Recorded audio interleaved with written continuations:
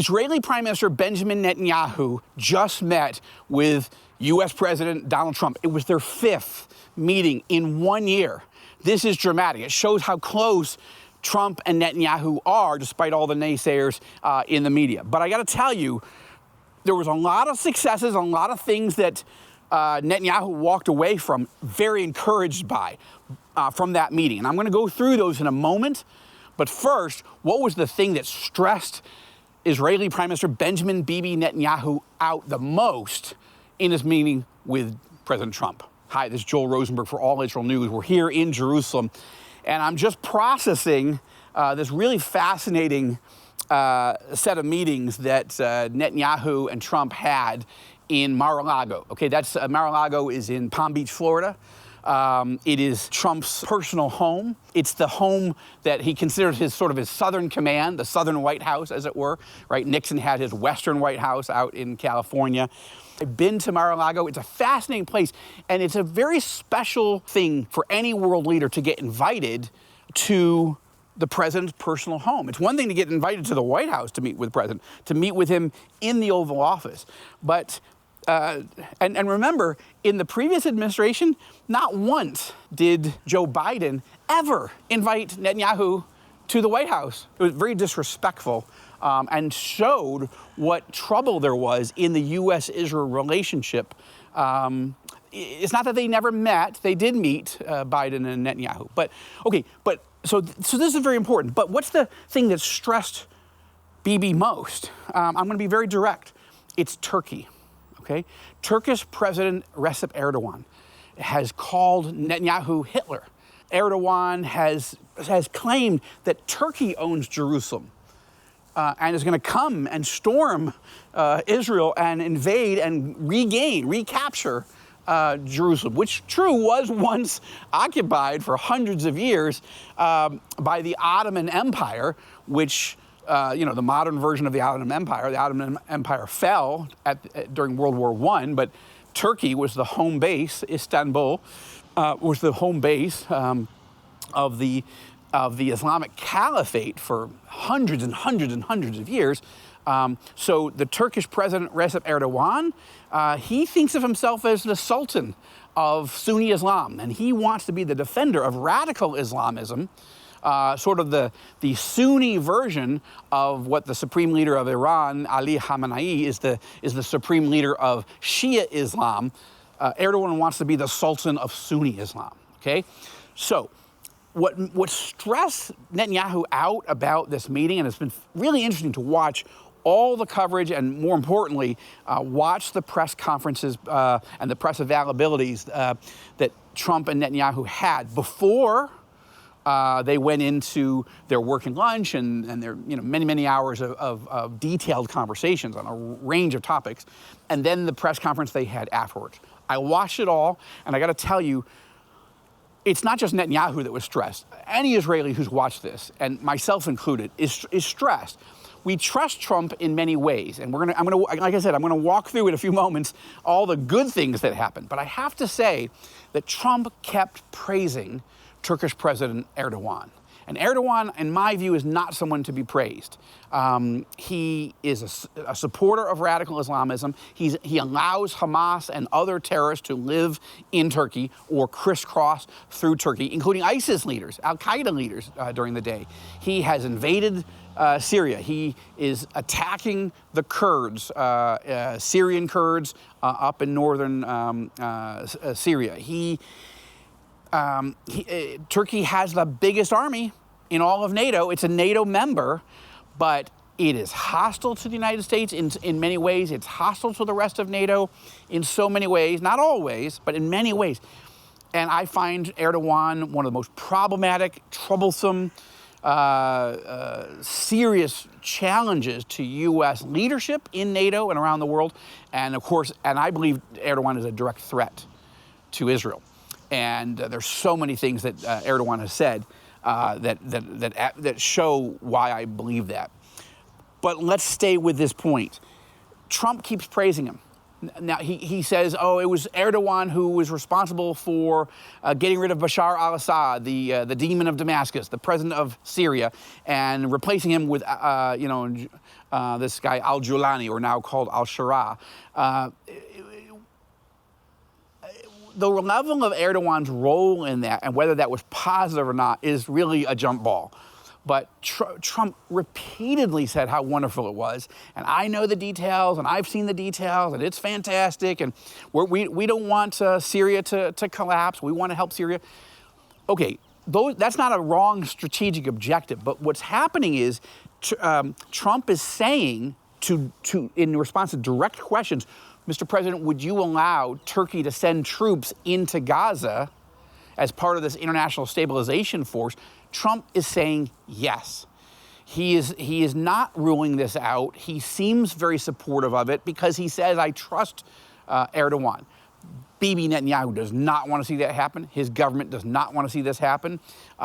Most Israelis do not want to see Turkish troops in Gaza. Aren't we trying to de-Hamasify, de-radicalize, demilitarize Gaza? That's President Trump's stated objectives. That's his number one objective: de-radicalize and demilitarize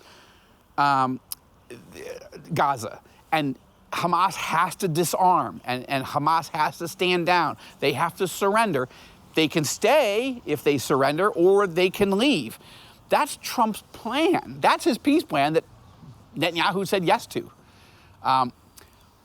But Trump is looking like he's wobbling, that he's waffling on these things.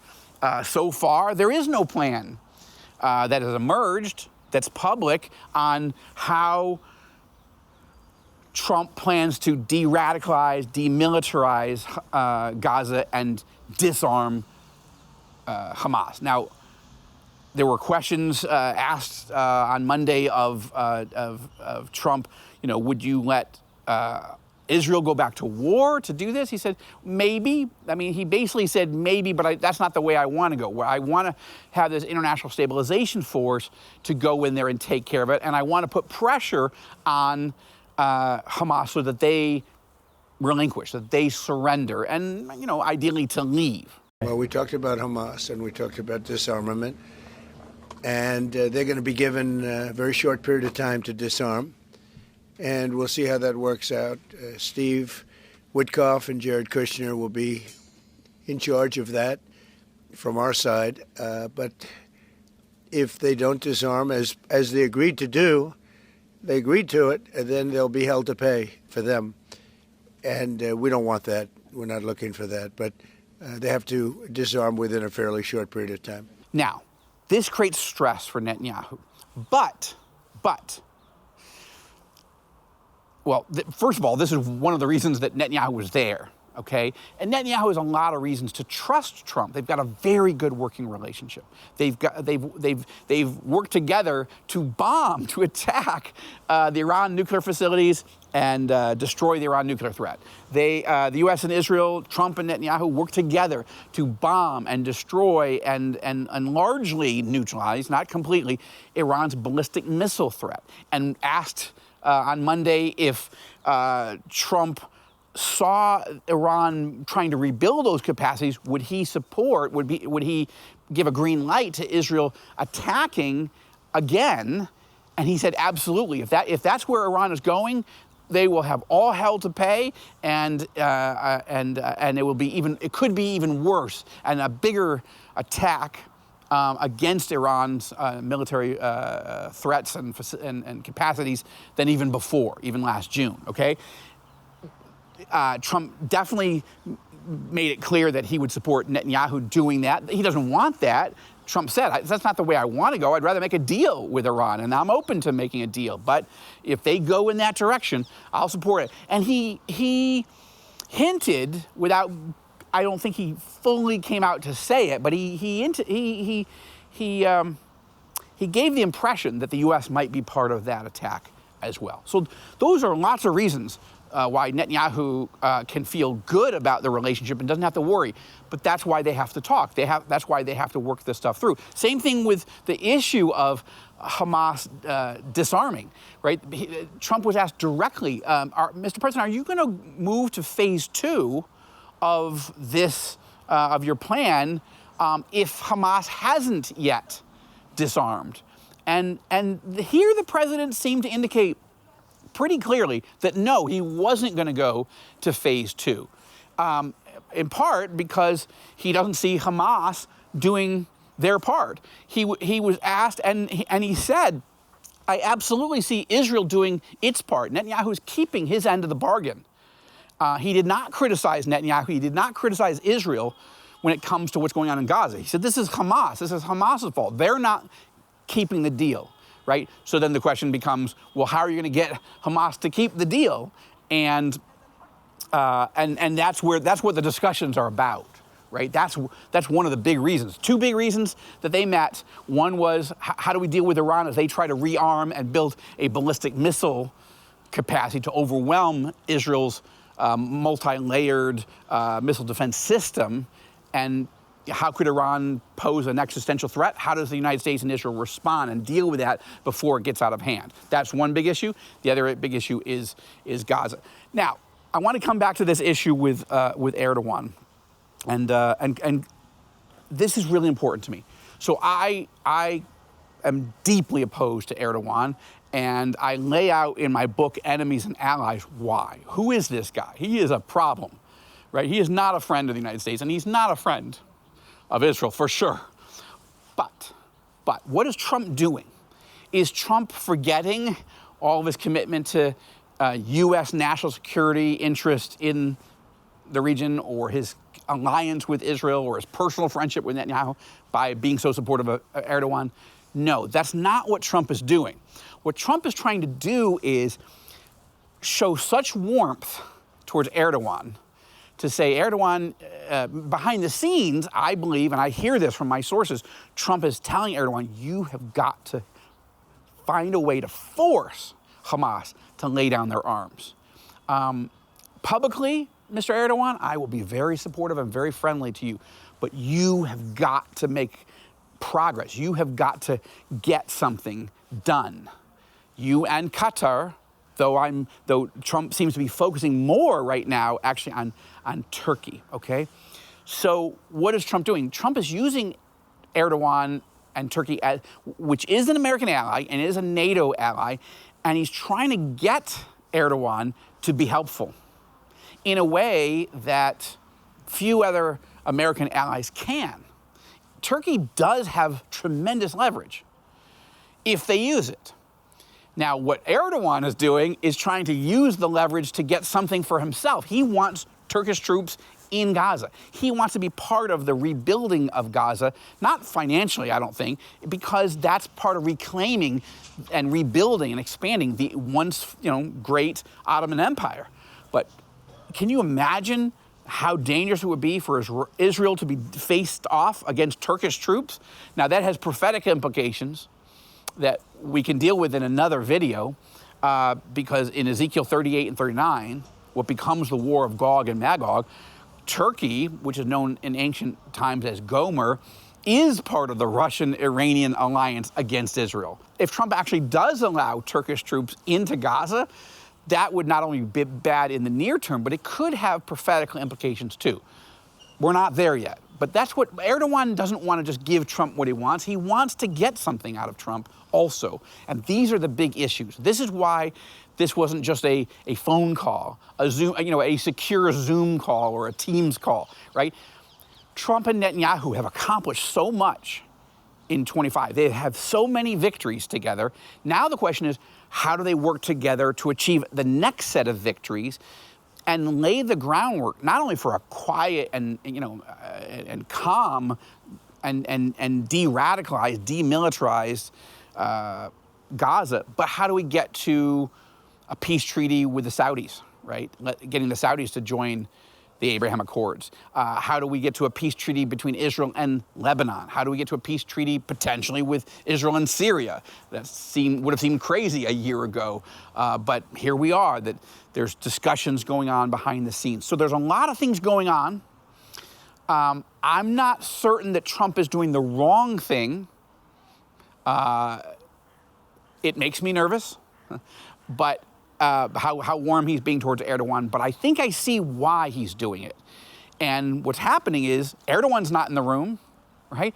Bibi has all this time with President Trump and separate meetings with Pete Hegseth, the U.S. Defense Secretary, and a strong evangelical Christian who loves the U.S.-Israel relationship.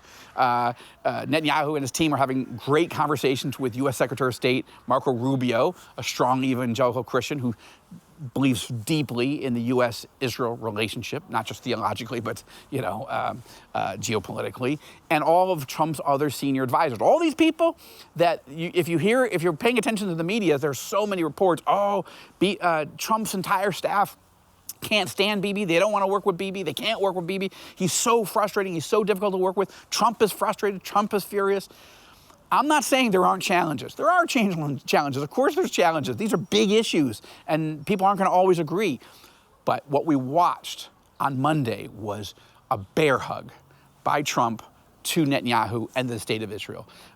Netanyahu, announced with his education minister that they're giving President Trump the biggest prize you could possibly get, the Israeli version of the Nobel Peace Prize. They're giving Trump the Israel Prize, which in 8 decades has never been given to a non-Israeli.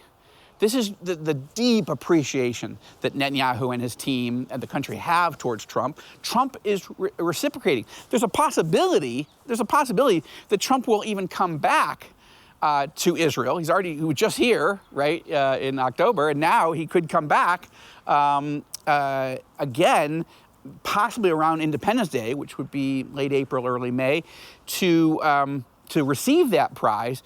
Anyway, there's a lot going on, and the warmth and the strategic relationship is so healthy, but there are big challenges, and they're sitting together, spending hours and hours and hours working together on these challenges, and that's encouraging to me. That tells me we really do have the strongest U.S.-Israel relationship in the entire history of the relationship that goes back to May 14th, 1948. I've never seen an Israeli prime minister have 5 meetings with the president of the United States, and I've never seen a president who has multiple other issues, right? He's dealing with Vladimir Putin and Volodymyr Zelensky and the tremendously dangerous and deadly war between Russia and Ukraine. Trump is trying to deal with all that. He's trying to deal with the American economy and getting it back on course, which, by the way, we just posted a 4.2 GDP increase just in this past quarter. That's pretty impressive, and that's with the shutdown from that Congress, the Democrats in Congress imposed. So that's pretty impressive. Trump is also dealing with the fact that the communist Chinese are surrounding Taiwan right now and doing all these exercises that make Taiwan very nervous and think, is this the prelude or the setup for an October 7th-esque communist Chinese invasion of the democratic island of Taiwan? Trump doesn't seem to be worried about that. That's what he said, but I'm worried about it.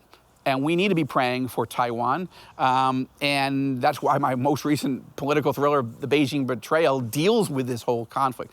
But all this to say, my point is this, and let's land the plane, to say Trump has got a lot of issues dealing with. He's dealing with Venezuela and the narco drug terror traffickers there and all that's going on. There's a lot of things going on at home and abroad. And yet, who's President Trump spending the post-Christmas heading into New Year's break? In fact, he invited Bibi and Sarah to come over for New Year's Eve because Netanyahu didn't just pop in for a few hours of a meeting. He's there at Mar-A-Lago and in Florida for multiple days, long meetings to get stuff done. I'm encouraged. We're going to keep covering all of this stuff much more carefully as we head into 2026. But for now, right here in Jerusalem, I'm Joel Rosenberg for All Israel News.